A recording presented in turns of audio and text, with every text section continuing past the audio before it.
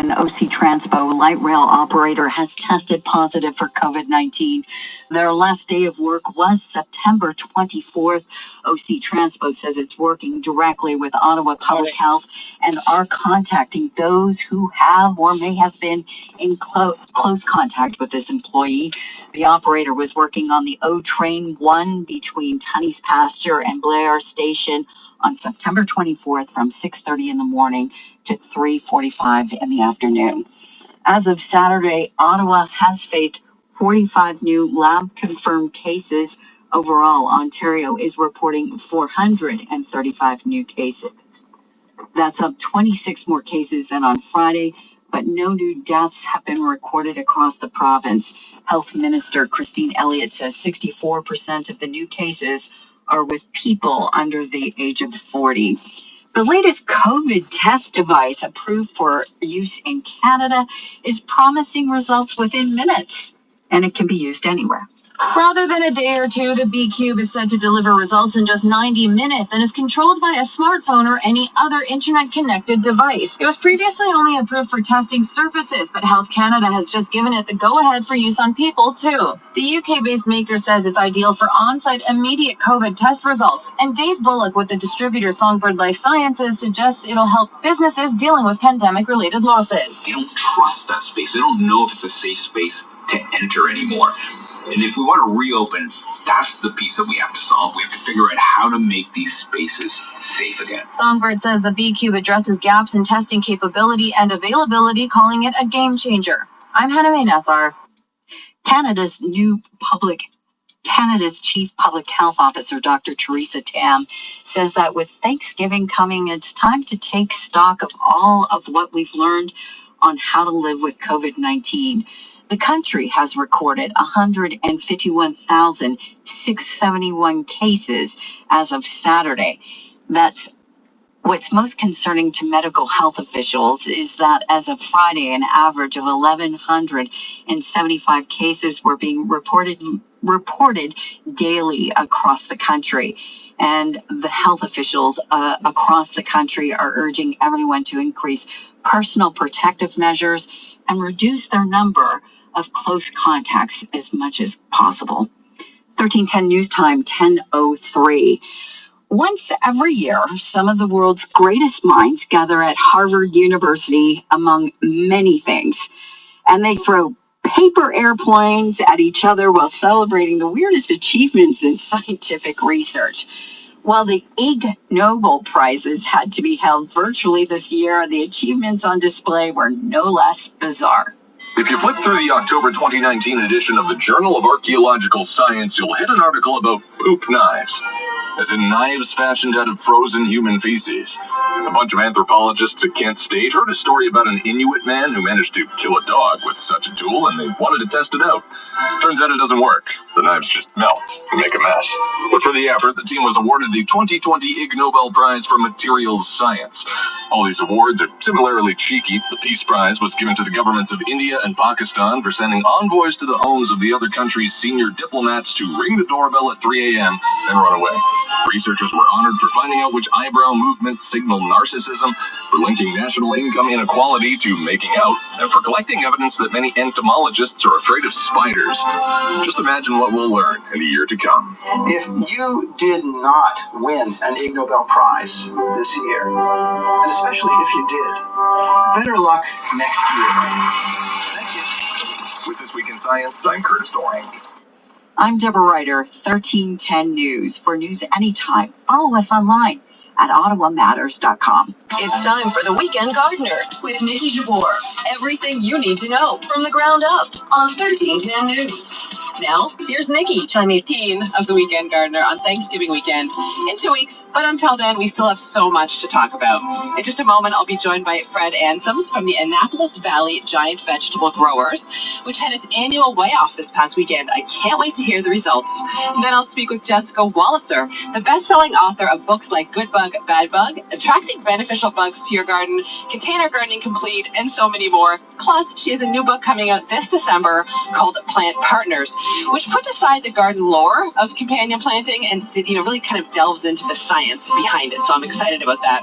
In our second hour, Jennifer Jewell, the award-winning host of the program and podcast Cultivating Place, and she has a new book as well called The Earth in Her Hands, and it celebrates 75 extraordinary women working in the world of plants. Then plantsman and garden designer Bob Howard is back. We'll talk about the fall garden. He'll share his favorite plants for autumn interest and offer tips on designing a garden with autumn in mind, but also why now is a good time to put in a new garden, trees, shrubs, perennials, and so much more. Big thanks to our producer, Sam Callio, who's back in the News 95.7 studio this morning while I broadcast from my basement. And we'd love to hear from you, of course, today. You can tweet us your comments and questions and garden pictures on Twitter throughout the broadcast. My handle is Nikki Jabor. All right, well, it's time to kick off the show this morning, and I'm so happy to welcome Fred Ansems from the Annapolis Valley Giant Vegetable Growers. This weekend was their annual Way Off, which took place Friday and Saturday at Glad Gardens in Berwick. You can find the association on Facebook, as well as at their website, which is AVGVG, Annapolis Valley Giant Vegetable Growers.com. So very easy to find. Good morning, Fred. How's the weekend going for you? It's going pretty good so far, yes. Excellent. Well, I just tweeted out the photos you sent me again, so people want to see some of these giant vegetables we're talking about, they can head to Twitter. But let me start by asking you, how did you get into growing giant vegetables? Well, back in, I think it was 93, we started, there was 5 of us in the family, basically. We've been hearing about it down at the Dills farm. They were growing giant vegetables, so we figured, well, why don't we try growing some giant pumpkins ourselves? And there's 5 of us in a little group. We tried to grow some giant field pumpkins, and the first year it was ranged between 82 to 83.5 pounds between the 5 of us for field pumpkins, which were pretty good size for us at the time. We thought they were great. And then as the years went along, we started actually getting some of the Atlantic giant pumpkins, and we were growing between 150 to 250 pounds. And later in the, I'm going to say early 2000s, we started getting up in the 400 or 500 pound range. And that's when we, all of a sudden, my father, he got a seed from Jeff Reed out here in Waterville, and he grew a 1,200 pounder that year. And I was like, oh my God, we can actually grow something around here. And then they joined the Annapolis Valley Giant Vegetable Growers Association. My parents joined them, and then from there on, we started actually getting some pretty big pumpkins. We started getting better seeds because we kept on using the same seed from the winter of the previous year. Right. So we weren't getting any different genetics mixed in there. Okay. So, but from then on, it was like the weights have been pretty much on a consistent basis going up. That's good. And I mean, was this a family competition? Did you guys kind of? When we first started back in 93, it was all family. We started with 5 of us. There's a couple family members and a couple friends, and then say probably early 2000s again, we had at least 17 of us in the family that were growing pumpkins, and everybody was between 150 to 400 pounds, and we'd meet at one of the relatives' place of the year, and we'd take our scale down there. We had an old platform scale that we used to weigh our tobacco with at the time, and we used to try to manhandle these 400-pound pumpkins with no tarp. It's just like 2 or 3 of you grab a hold of it and start trying to pick these round pumpkins up. And it was quite the challenge in the later years when we started getting up to 400-pound range. Yeah. Trying to pick them up off the ground. That's awesome. Yeah. and so, now that, years have gone by and you've been doing this for, almost 30 years, like, do you focus still on one type of giant vegetable, like the pumpkins, or do you grow a whole bunch of different kinds? So, most of us around here, we grow pretty much everything around here. This year was a little different because of the COVID and all that, so we just stuck to the 8 giants that GPC actually do. It was the pumpkins, then the squash, long gourds, watermelons, tomatoes, field pumpkins, the green marrow, in the bushel gourds. Right. And did you grow all of those yourself as well in your gardens, in your fields? Yes, I did. Yep. Really? Yep. That's awesome. And, I want to talk a bit about, how this was in terms of a growing season, because yes, we dealt with COVID. And then there was also the fact that it was like quite a drought year. It was a lot of heat, not a lot of moisture. Like, what was 2020 for you in terms of growing giant vegetables? It was relatively difficult, actually. The heat was great. This is what we were looking for a year. It's like the warm nights, anything above 20 degrees, the pumpkins and everything else, they don't stop growing at night. They just continuously go on. So when you get down to low temperatures, like below 10, that's when they really slow down. But this summer it was beautiful for heat-wise, but we didn't get no rain. And that was, there's nothing like a rain. You can water as much as you want, but this literally is nothing like an actual rain. Because I got some numbers here for myself here in my backyard. As we had almost an inch of rain, 24 mils on June 6th, and then we didn't get any rain until July 8th, where we got just over 2 inches. And then from July 8th to August 25th is the next time we actually got rain. So there's what? 7 weeks? 8 weeks? Yeah, 10 weeks. Yeah, well, we didn't get no rain. It's like, I think there's a couple little sprinkles just to basically keep the dust down. Yeah, and because I imagine these big vegetables, to fruit up and create fruits that big, they need plenty of moisture. They do. We figured that out. That was probably about 5 years ago.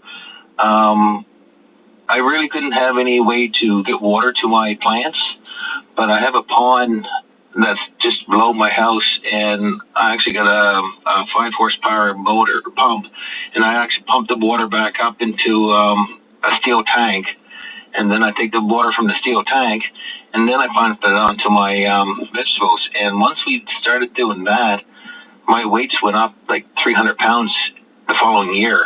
It was like, wow, okay, so they really do need water. Yeah. But you can put all the water on there you want with sprinklers and that, but it's the rain that really makes a difference. There's something in the rain itself. It just sort of gets everywhere. Yeah, it's a more consistent, irrigation. It's just, even in a small vegetable garden, it makes such a big difference. Yeah, you can see it. It's just unreal. Yeah, and so for this year, the Way Off, you guys, I know it was a Friday and Saturday this weekend. It probably looked a bit different, too, because normally you get huge crowds. What changed, in 2020 in terms of that? Yeah, this year we try to keep it just down to just the growers themselves. It's just whoever grew it and one person with them. And we tried to, most of them, we did pretty good because it's like we did it Friday afternoon. And whoever can make it between 3 and 5 o'clock, we weighed all their vegetables up, and you weigh it, put them on the truck, and have a good day. Please don't stick around. Right. And same as Saturday, there was no spectators at all. We at Glad Gardens here out in Waterville, we usually have it right roadside, so you could have people would come in and walk around and everything. But this year, we went out back of their place and had their signs up and everything, took lots of photos, but there was no actual public allowed to come up. Anybody that was strolling up to have a look at them, we politely asked them, please respect the COVID rules and just have a look at our website, and then you can see all the vegetables there. Yeah, and so will you be posting the photos and all the results and stuff on the Facebook page and the website soon? Yes, they should be coming up. I would say probably within the week it should be up. Awesome. Well, Fred, I want to find out what happened. Let's take a break right now, though, a quick commercial break, because I don't want to interrupt, once you start telling us about, what happened this past weekend. So let's take a 2-minute break now, if that's okay, and come back and chat it more. Excellent. All right, we're going to be back here on The Weekend Gardener in 2 minutes. Stay tuned to hear about how the giant veggie season went in Nova Scotia. You're listening to The Weekend Gardener with Nikki Jabor, Sunday mornings at 10 on 1310 News. Nikki will be back in a moment.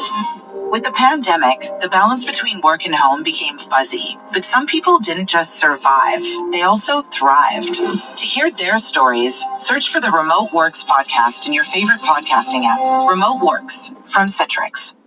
Outline credits. I would like a debt consolidation loan. Great. Do you own your home? Yes, indeed, I do. Approved. Don't you want to ask what I do for a living. Nope. You could ask Nah. what I want you to ask.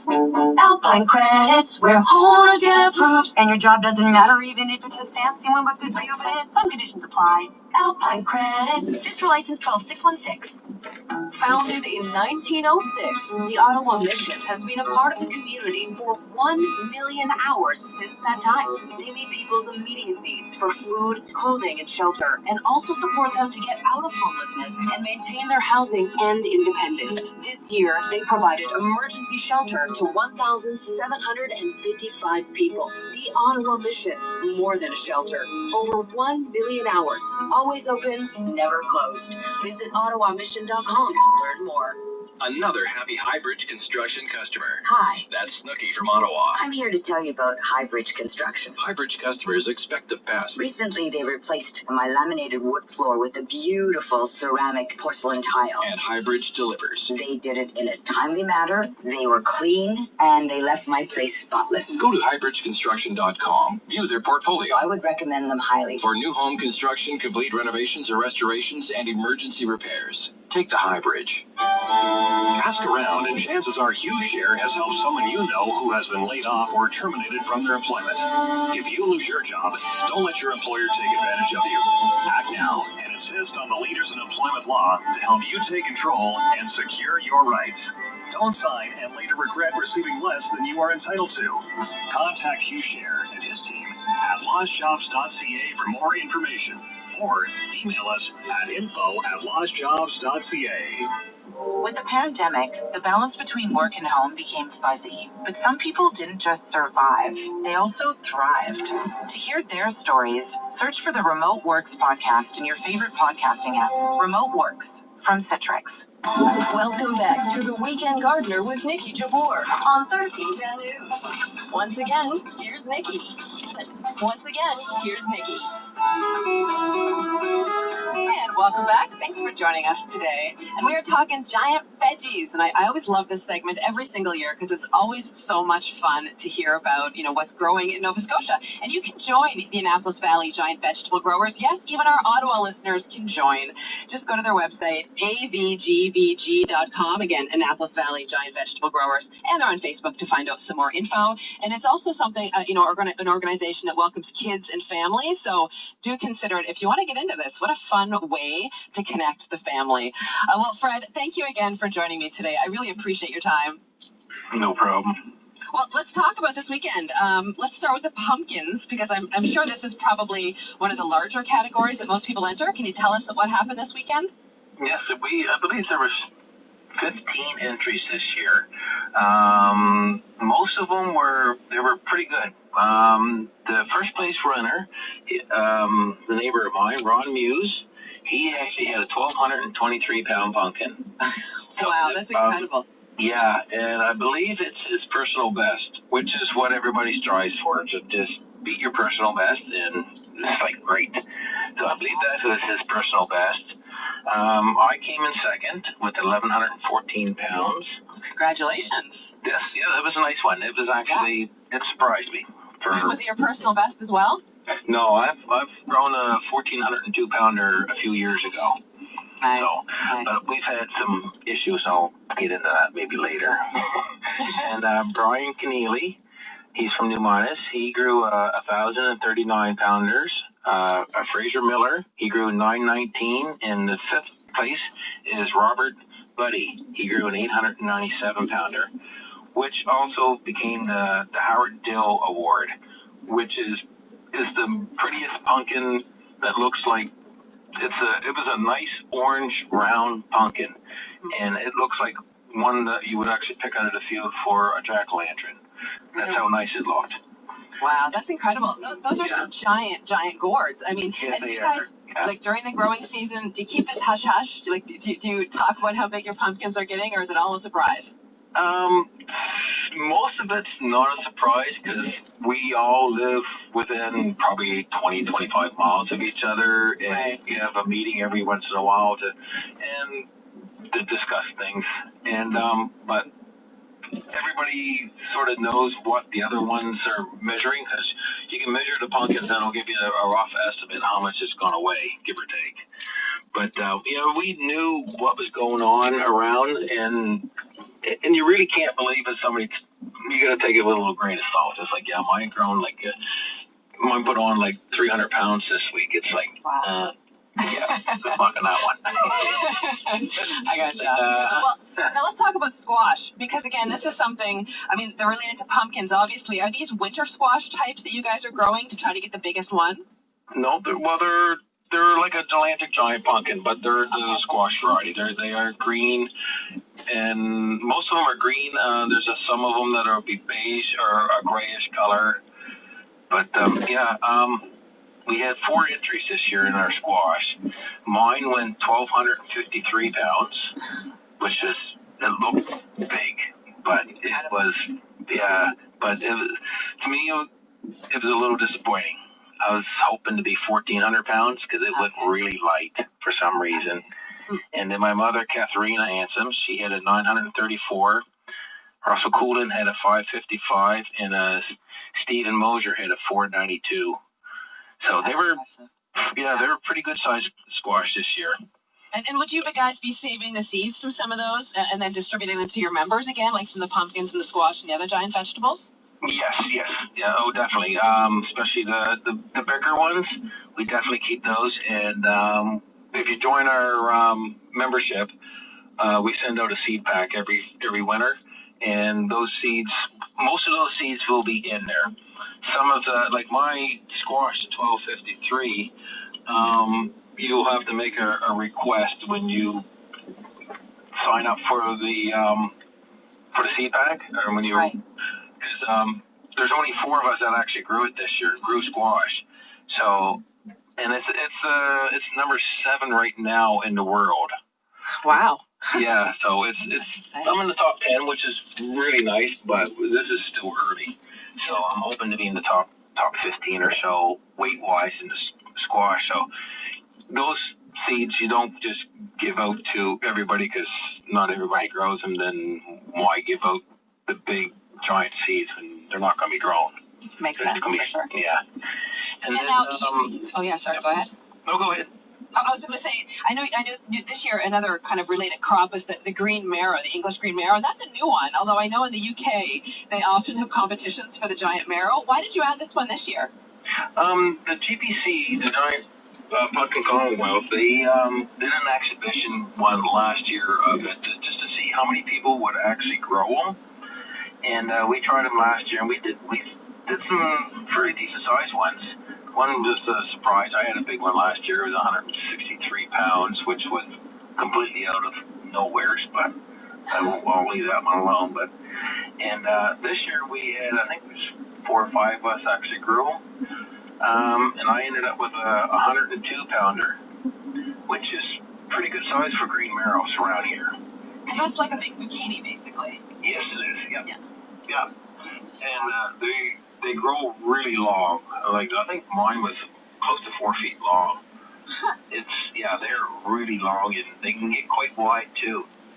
And Frank Ansoms, for second place, he came in with an 88 pounder. Okay, nice. Yep.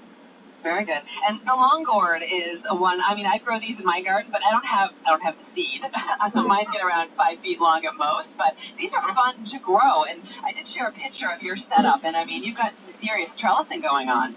Yeah. It's that picture there, I believe it's about close to 12 feet, or just a hair over 12 feet high. It's incredible. Because once they start growing, they can grow. The one I had, that picture there, it was in just past its peak growth, and it was growing 7 inches a day. So it's like you can almost watch them grow. That's how fast they go. Yeah, I've seen them before at some of the competitions, and often they're lined up on a board just to keep them from breaking, I guess. Yes, yeah. Yeah, and any big results? We actually had a really nice one. Frank Ansoms, he grew 140 and 3/4 inch one this year. My God. Which that's actually really nice. Yep. He came in second in the world last year with a 153 inch one. Right. which would have broken the world record, but a fella from Serbia, he hit a 155-inch one the week before, so he didn't actually hold the world record. Unfortunate. Unfortunate, yeah, he was a week late, but he was number 2 in the world. And this year, last time I looked at it, I didn't look at it this morning to see if any new results came in, but as of it stood last night, he was number 1 in the world right now with a 140-incher. Fingers crossed. Yeah. Nobody outgrows them. That'd be exciting. Yeah, there's lots of them that actually are growing them now. Gosh. Well, we've only got about 2 minutes left, and I still want to talk about some more of these. Anything else kind of in terms of giant vegetables really stand out this weekend at the Way Off? We had some nice bushel gourds. We had a 234-pounder, or 237, and a 234-pounder of my wife and myself. Nice. We had a tomato by Stuart Banks, which went 3.77 pounds, which is really nice. Watermelons, Paul Cameron, he had an 80-pounder, and Diana Dill from Windsor, she had a 61-pounder. Wow, that's incredible. I've bought some of those giant watermelons before. They taste delicious, I have to say. Yeah, they're not bad. No. You don't eat the giant pumpkins, but the watermelons still taste amazing. And we had a field pumpkin that went 131 pounds this year, which is really nice. That's a nice big jack-o'-lantern. Yeah, for sure. And these pumpkins, they will be, a lot of these bigger pumpkins, they will be on display at the Dills Family Farm. We're going to be hauling them down there to let them have it. So people from the city come up to get their pumpkins from the Dills. Yeah. We're going to be hauling up a lot of our pumpkins. I'm going to bring, myself, I'll probably bring 2 or 3. My squash will be there, and my pumpkin will be there, and I think Brian Keneally's 1,000-pounder will be there. Plus, they've got a Way Off next week also, so I'm not sure what their COVID rules are, but see what happens there as well. Yeah, we're bringing up our big ones up there so they can have it for a display.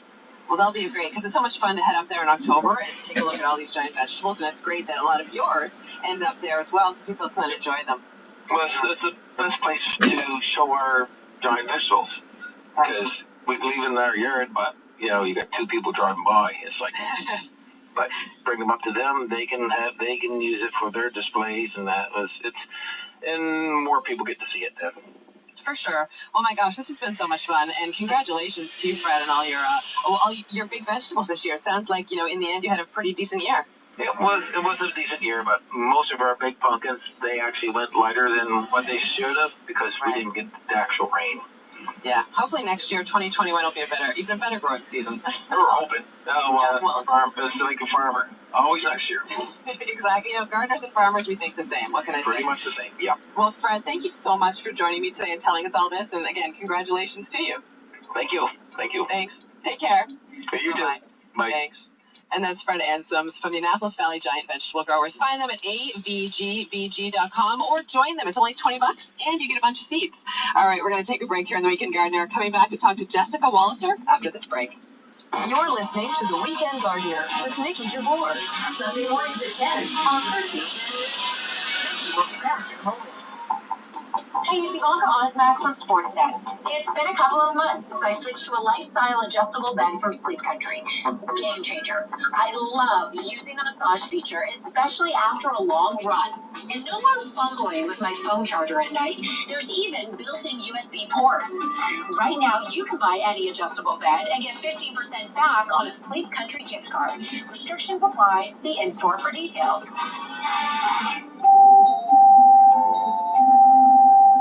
Hi, we're Reese and Jesse, hosts of Frequency Podcast Network's Canadian Politics is Boring. That title is one of those reverse psychology thingies, because Canadian politics is far from boring, and we aim to prove it. Surprisingly, there's a lot of stuff that will blow your mind.